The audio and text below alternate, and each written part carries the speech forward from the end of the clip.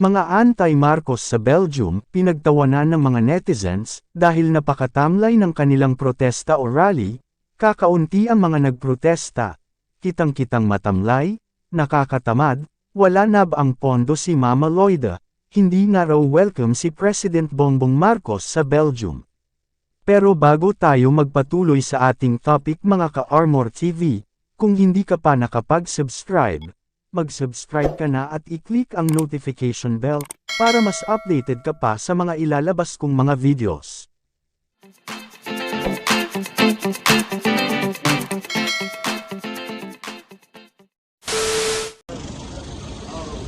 If we resist, we will be killed? No, it's not possible. We are just calling for our rights and justice. Activism is not a crime. Stop, attack the activists. Stop the killings. Stop the killings, justice now. Stop the killings, justice now.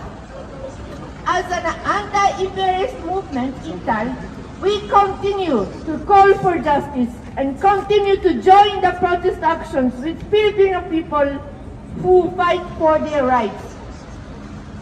Thank you. Excellencies, ladies and gentlemen, good afternoon. We had an extraordinary opportunity today to collectively look back on our shared successes and to exchange views about our prospects for the future. We looked back on ASEAN-EU achievements, most recently the signing of the ASEAN-EU Comprehensive Air Transport Agreement that was signed last October, and the adoption of the Plan of Action to implement the ASEAN-EU's Strategic Partnership for 2023 to 2027. We noted the continued strengthening of cooperation between our regions throughout the pandemic through the following mechanisms: the ASEAN Regional Integration Support from EU+, the EU support to higher education in the ASEAN region, the Enhanced Regional EU-ASEAN Dialogue Instrument, the EU-ASEAN Cooperation on Sustainable Use of Peatland and Haze Mitigation, Biodiversity Conservation and Management of Protected Areas in ASEAN, the Integrated Program in Enhancing the Capacity of AHA Center and ASEAN Emergency Response Mechanism, and the ASEAN-EU Migration and Border Management Program Phase 2, to name but a few. We appreciate the EU member states, and the EU financial institution, in short, Team Europe, for the combined response of over 800 million euro to fight the health, social, and economic impact of the coronavirus pandemic in ASEAN. As we move forward towards post-pandemic recovery, we eagerly anticipate the resumption of negotiations for the establishment of an ASEAN-EU Free Trade Agreement and of the ASEAN-EU Trade and Investment Work Program. I am pleased that today's summit imbued all of us as ASEAN and EU leaders alike with a sense of renewed commitment to continue nurturing and expanding our unique ASEAN-EU partnership, which will serve us well as we are squeezed by the myriad challenges that we have just discussed, such as the supply chain issues brought about by the pandemic, the global threat to food and energy security made worse by the conflict in Ukraine, and to the societal and economic havoc wrought by climate change, to name a few.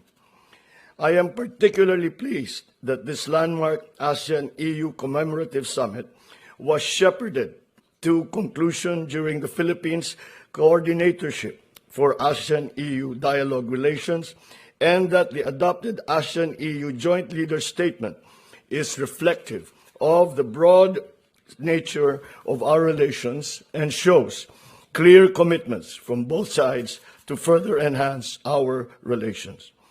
We hope to achieve more milestones as the Philippines continues to guide the ASEAN-EU dialogue relations until 2024.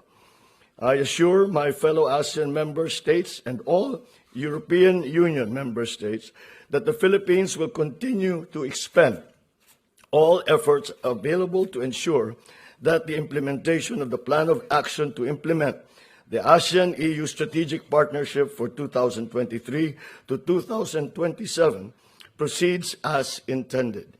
We will strive to expand and deepen our cooperation in the priority areas of post-pandemic economic recovery, strengthening public health institutions, maritime security and cooperation, environmental protection and sustainable economic development, combating, of course, climate change, and connectivity with its new definition, which goes beyond the strict definition of digital connectivity, but connectivity in all manners, by air, by land, by sea, by digital means.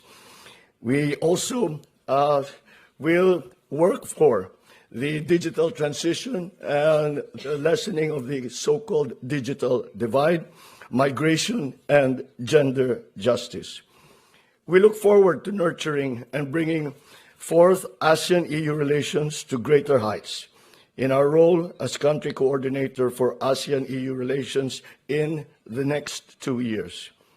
Before I end, allow me to thank Your Excellencies, EU Council President Charles Michel, EU Commission President Ursula von der Leyen, Czech Prime Minister Peter Fiala, and all EU member state leaders for your very warm welcome that you have given us all here in Brussels.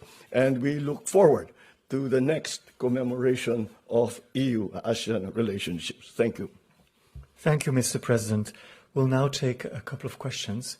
Let me start with someone from the Philippines. We had Alexis Romero from Philippine Star. Yes, please. Good day, President Marcos. How are you doing? Just about managing. Okay, thank you very much. President Marcos, you cited in your speech earlier the need to go beyond declaring respect and support for UNCLOS and to see an effective application of the UNCLOS to address maritime disputes. And we all know that this includes the South China Sea row. What concrete measures can the ASEAN and the EU undertake to ensure the rule of law in disputed areas beyond the usual strongly worded statements? Well, this is one of the reasons that we have these conferences, is to map out any possible actions that might be jointly taken, because every action that might be taken that objects or brings light to a possible violation of the UNCLOS is much stronger when it is brought about by a group of nations such as ASEAN. And if the EU now, with our strategic partnership, is able to also join their voices to that, then that will be much stronger in the terms of actually being able to enforce what UNCLOS is all about. Their commitment, by the EU's commitment, which is found in the joint declaration, the EU's commitment to even the doctrine of the DOC, the doctrine of behaviors in the South China Sea, is already a very, very big step for us in the Philippines, for example, and for all the countries around the South China Sea. That we now have the support, a strategic support from not only the member countries of EU, but of EU itself.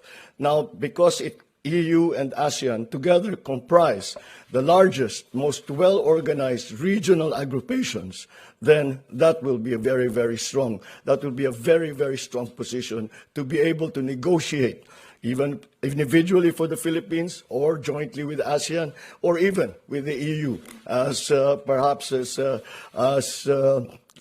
third party, for us to take action and to negotiate further these difficulties that we are all having to face with the problems in terms of territoriality in the South China Sea. Thank you. Yeah. We have another question. Rosie Birchard, yes, from Channel News Asia, please. Thank you very much. Rosie Burchard reporting for Channel News Asia, CNA. To President Marcos and Prime Minister Hun Sen, the EU has announced this 10 billion euros of infrastructure investments. Now that is just a drop in the ocean really when you compare it to what the Asian Development Bank estimates is needed in terms of investment to keep up levels of growth in ASEAN. What would you have liked to see? Would you like to see more? Can you give us some insights into that? And to Presidents Michel and von der Leyen, we heard a lot about a potential block-to-block free trade agreement there. Now, I believe that's still pretty far off. What are the biggest barriers in your eyes? Is it Myanmar? Is it about climate policies from the ASEAN side? What do you think needs to happen to be able to get there? Thank you very much. Go ahead. Well, I think the one who can best answer that will be the donor of the 10 billion euro, and we would like to ask them how they would want us to use their hard-earned money when it comes to ASEAN.